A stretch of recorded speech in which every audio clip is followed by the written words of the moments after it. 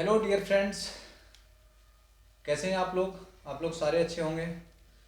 मैं बंसी classes YouTube channel में आपका स्वागत करता हूं। इस चैनल को शेयर करें, सब्सक्राइब करें और लाइक करें, ठीक है ना। तो आज का हमारा टॉपिक है SSC JEE 2020 100 days strategy. SSC 2020 के फॉर्म आप फिल कर चुके हैं। मार्च में एग्जाम आपका शेड्यूल्ड है। कैसे एग्जाम को निकालें, टाइम सफिशियंट है बट ज़्यादा टाइम भी अवेलेबल नहीं है। तो एसएससी जेईई की बात करें तो प्री जो एग्जाम है जो आपका मार्च में शेड्यूल्स है, 200 मार्क्स का प्रीलिम्स आएगा आपका। 200 मार्क्स में 100 मार्क्स का टेक्निकल और 100 मार्क्स का आएगा नॉन टेक्निकल। नॉन टेक्निकल के फर्दर दो पार्ट्स होंगे। एक होगा रीजनिंग जो कि 50 मार्क्स के 50 क्वेश्चन, दूसरा होगा जीएस प्लस जीके जो कि 50 मार्क्स के 50 क्वेश्चन आएंगे। अगर रीजनिंग की बात की जाए तो रीजनिंग के लिए आपको बस प्रीवियस ईयर्स के एसएससी सीजीएल के पेपर्स प्रैक्टिस करने हैं। किसके? एसएससी सीजीएल के पेपर्स प्रैक्टिस करने हैं और डेली एक टेस्ट देना है। ओनली बस डेली बेसिस पे एक टेस्ट देना है। चाहे वो टेस्ट किसी भी टेस्ट सीरीज का ले लीजिए, लेकिन कितने मार्क्स का? 50 मार्क्स का एक डेली टेस्ट देना है। सेल्फ इवेल्युएट करना है कि कहाँ किस टॉपिक के क्वेश्चन हम गलत कर रहे हैं। सेलेक्टेड कैंडिडेट के 50 में से एटलीस्ट 46 टू 47 मार्क्स तक आने चाहिए, मतलब 45 प्लस ही मार्क्स आपको चाहिए। अब बात करते हैं जीएस प्लस जीके की। 50 मार्क्स की आएगी जिसमें डिफरेंट टॉपिक्स होंगे। अगर जनरल स्टडीज की बात करें तो उसमें एक होगा पॉलिटी, इंडियन पॉलिटी।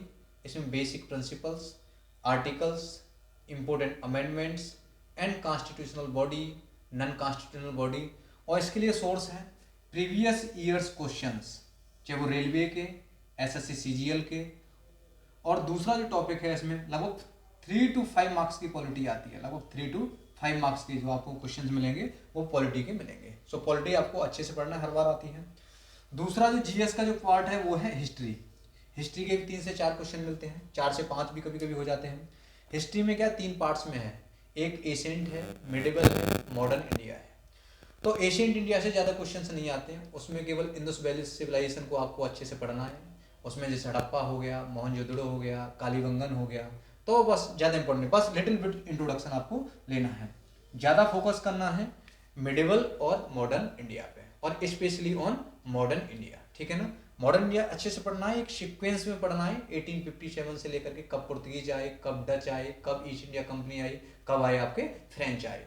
उसके बाद ऐसे ही आपके जो मूवमेंट्स हैं, कब बाल गंगाधर कब से मूवमेंट शुरू किए, गांधी जी ने कौन सा आंदोलन पहले स्टार्ट किया, तो आपको क्या है। और स्पेशली 1900 से बोले तो 1901 से लेकर के 1947 तक आपको एक एक अमेंडमेंट, एक एक मूवमेंट, एक एक डेट्स आपको याद करनी पड़ेगी। तो वहाँ से आपका हिस्ट्री क्लियर हो जाएगा। हिस्ट्री के क्वेश्चन प्रैक्टिस करें कहाँ से? SSC CGL. एसएससी सीजीएल ले लें या इंग्लिश में घटना चक्र ले लें, दोनों सफिशियंट है। इंग्लिश में एसएससी सीजीएल या इंग्लिश में घटना चक्र। अब बात आती है ज्योग्राफी। ज्योग्राफी 4 से 5 मार्क्स की आती है। Geography further can be divided into 2 parts, एक इंडियन ज्योग्राफी और दूसरी आएगी आपके पास वर्ल्ड ज्योग्राफी। वर्ल्ड ज्योग्राफी में बस आपको कंटिनेंट पता होने चाहिए, कौन सी रिवर कहाँ पर है, कौन सा ओशन कहाँ पर है, और कोई अगर इंपोर्टेंट संधि हुई है भारत के साथ तो उस देशेस को आपको पता करना है। तो वर्ल्ड ज्योग्राफी में स्ट्रेट फॉरवर्ड क्वेश्चन आते हैं, एक दो क्वेश्चन ग्रासलैंड से भी क्वेश्चन हर बार आते थे पहले। और इंडियन ज्योग्राफी में आपको अच्छे से पढ़ना है, इंडियन ज्योग्राफी को आराम अच्छे से पढ़ना है। ज़्यादा क्वेश्चन इसके प्रैक्टिस नहीं करना है, केवल ये आपको पढ़ के जाना है। आएगा तो स्ट्रेट फॉरवर्ड आ जाएगा, नहीं तो आपको क्वेश्चन ज़्यादा एनर्जी लगाने की जरूरत नहीं है। सबसे ज़्यादा जो इंपॉर्टेंट पोर्शन कहा जाता है वो ये वाला, वेरी इंपॉर्टेंट जीएस में, जिसका जो वेटेज है वो 10 to 15 मार्क्स है। 10 मार्क्स तो मान के चलिए आपके अपने पास के अनुसार कितना मार्क्स? 10 मार्क्स। क्या है उसमें? फिजिक्स है, केमिस्ट्री है और बायोलॉजी है। आजकल केमिस्ट्री से बहुत सारे क्वेश्चंस पूछे जा रहे हैं, फिजिक्स से बहुत सारे क्वेश्चंस पूछे जा रहे हैं, तो दोनों ही इक्वल इंपॉर्टेंस रखते हैं, लेकिन इनसे ज़्यादा इंपॉर्टेंट है वो किसकी है? बायोलॉजी की है। बायोलॉजी आपको अच्छे से पढ़ी होनी चाहिए, उसमें बॉटनी प्लस की जूलॉजी। हालांकि जूलॉजी से ज़्यादा क्वेश्चन आ रहे हैं, बॉटनी से कम क्वेश्चन आ रहे हैं। अब आपको ये क्या 10th स्टैंडर्ड की आपको बायोलॉजी कंफर्म होनी चाहिए, और एसएससी सीजीएल के क्वेश्चंस आपको बिल्कुल टिप पर होने चाहिए, ठीक है ना। बायोलॉजी में स्पेशली ध्यान देना है, प्रोटीन पे है, विटामिन पे है। प्रोटीन हो गई, विटामिन हो गई, डिजीज हो गई, बीमारियां हो गई, और आपके पास जैसे माइक्रोबायोलॉजी हो गई, ऑर्थोलॉजी हो गई, हेर्पेटोलॉजी हो गई, साइकोलॉजी हो गई, फाइकोलॉजी हो गई, माइकोलॉजी हो गई, मतलब टाइप ऑफ स्टडीज। इस तरीके की चीज़ें आपको क्या इंपॉर्टेंट चीज़ें पढ़नी है। सोर्सेज क्या है? कोई भी अच्छे नोट्स मिल जाए वो पढ़ सकते हैं। एसएससी सीजीएल के क्वेश्चंस जरूर लगा के जाने, उससे आपका ये क्लियर हो जाएगा। आजकल कंप्यूटर से भी क्वेश्चंस आ रहे हैं, कंप्यूटर से 2-3 मार्क्स। अब इसमें एक तो या तो ये हो सकता है इनपुट डिवाइसेस कौन सी हैं, आउटपुट डिवाइसेस कौन सी हैं, आपके पास ऑपरेटिंग सिस्टम क्या है, माउस क्या है, की क्या है, या फिर जनरेशन से क्वेश्चन इस बार एसएससी जेईई में देखा गया कि 1976 में कौन सी जनरेशन थी। तो आपको क्या कंप्यूटर्स पढ़ना पड़ेगा, जो 1-2-3 मार्क्स सारे लोग छोड़ के जाएंगे, लेकिन आपको पढ़ के जाना पड़ेगा, उसकी जनरेशन आपको पता होनी चाहिए।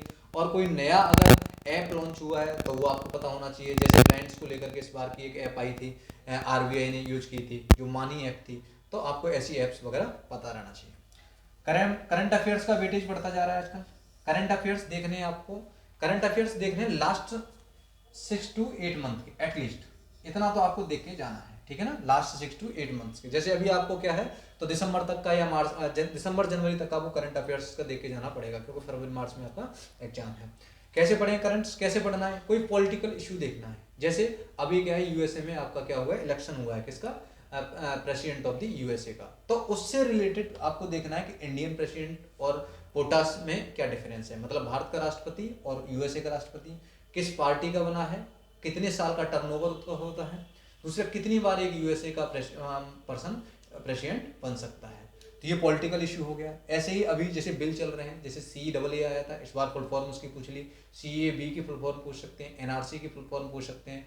ये किसानों के लिए जो बिल आया है, ठीक है ना। और आपका EWS कोटा के लिए कौन सी अमेंडमेंट एक्ट थी, अभी SC STs के लिए लोकसभा में रिजर्वेशन घटाया गया, बढ़ाया गया, वो उसके लिए आपको आर्टिकल्स पूछा जा सकता है। करंट इशू को देखते हुए पॉलिटिशियन को क्वेश्चन करेगा, तो आपको देखना है करंट में कौन सा इश्यू चल रहा है। उस जैसे अभी ये वायरस है, तो आप क्या ये वायरस की जगह क्वेश्चन पूछ सकता है, इबोला वायरस कब आया था, या ये वायरस वायरल डिजीज क्या है। वायरस वर्ड आया लेकिन उससे रिलेटेड आपको क्या है डिजीज पता होना चाहिए। एक तो करंट इशू देखने, एक ज्योग्राफिकली के देखना है। जैसे पहले J&K था, तो J&K में क्या एक स्टेट था, पहले स्टेट 28 थे, 29 थे, लेकिन J&K को क्या बना दिया, यूनियन टेरिटरी बना दिया गया, तो 29 स्टेट हो गए। बट 29 स्टेट थे, लेकिन J&K को हटा दिया तो 28 स्टेट हो गए, ठीक है ना। और ऐसे यूनियन टेरिटरी पहले 7 थी, तो अब 2 बनी है, लोग 9 टिक कर देते हैं, लेकिन 9 नहीं है, 8 यूनियन टेरिटरी है, क्योंकि दादरा नागर हवेली को क्या बना दिया गया है, और उसको एक यूनियन टेरिटरी बना दिया गया है, दमन एंड दीव एंड दादरा नागर हवेली। अब स्टैटिक जीके, इसके लिए कोई भी सोर्स आप यूट्यूब चैनल से कोई पढ़ सकते हैं, या कोई मैगजीन देख सकते हैं 6 ईयर की, या कोई किसी भी तरीके का एग्जाम हो रहा हो उसका पेपर जरूर देखना है, उससे आपको पता लगेगा कि क्या पूछा जा रहा है। स्पेशली जैसे एसएससी अगर जेई है तो CGL, CPO, CHSL, 10 जो भी MTS, सारे जितने भी एसएससी एग्जाम कराता है, या TCS जितने भी एग्जाम करा रहा है, कोई भी एग्जाम करा है, उसके करंट अफेयर्स देखना, उससे रिलेटेड ही वो क्वेश्चन पूछेगा। अब प्रॉब्लम आती है स्टैटिक जीके। स्टैटिक जीके के लिए क्या करेंगे आप, या तो ल्यूसेंट का मिसलेनियस वाला पोर्शन पढ़ के जाएंगे, इस बार भी उससे बहुत सारे क्वेश्चन थे, नहीं तो एक छोटी सी बुक ले लेंगे, एक मनोहर पांडे टाइप की, मनोहर पांडे। अब वो बुक क्या है कि आपका स्टैटिक जीके कवर करा देगा, ठीक है ना। तो स्टैटिक जीके 4 से 5 मार्क्स का आता है। अगर इसकी बात की जाए 50 में से, अगर जो ऑन एन एवरेज अच्छे बच्चे होते हैं, जो ज्यादा नहीं पढ़ के जाते, 5 से 7 मार्क्स स्कोर करते हैं, जो टेक्निकल में अच्छे हैं लेकिन यहाँ स्कोर कम है। लेकिन इसको सीरियस करके जाएंगे तो आप 20 मार्क्स तक स्कोर कर सकते हैं। और जो बच्चा 30 मार्क्स तक लाएगा इसमें टेक्निकल GS में, वो सिलेक्शन की लिस्ट में बहुत तेजी से होगा। तो आपका टारगेट होना चाहिए GS प्लस GK में 30, रीजनिंग में 45, तो ये हो गया आपका 75 मार्क्स। मतलब ये जो है आउट ऑफ 100 में इसमें से आपको 75 मार्क्स आपको लेके आना है, एटलीस्ट इतना स्कोर आपको 75 मार्क्स लेके आना है। अब बात करते हैं टेक्निकल का, टेक्निकल की बात करते हैं, ठीक है ना। तो ये आपके समझ में आया होगा नॉन टेक का। अब टेक्निकल का मैं आपको विस्तार बताऊंगा। तो दोस्तों ये रहा मेरा नॉन टेक के बारे में, आपको मैंने बताया कैसे आपको नॉन टेक पढ़ना है, कहाँ से पढ़ना है, आपको कैसे कैसे पढ़ना है, इतना पढ़ लेना। जो नेक्स्ट वीडियो है वो टेक्निकल का, इसमें 75 कैसे लाने हैं ये बता दिया। जो सबसे ज्यादा जो इंपॉर्टेंट है, टेक्निकल में कैसे ला सकते हैं हम 90+ मार्क्स। मैं 2-3 बार 94 मार्क्स लेके आया, तो वो अब स्ट्रेटेजी नेक्स्ट वीडियो में आएगी। टेक्निकल में आप बड़े आसानी से 90 से एबव मार्क्स स्कोर कर सकते हैं। तो मेरे चैनल को सब्सक्राइब करें और नेक्स्ट वीडियो का इंतजार करें। Thank you.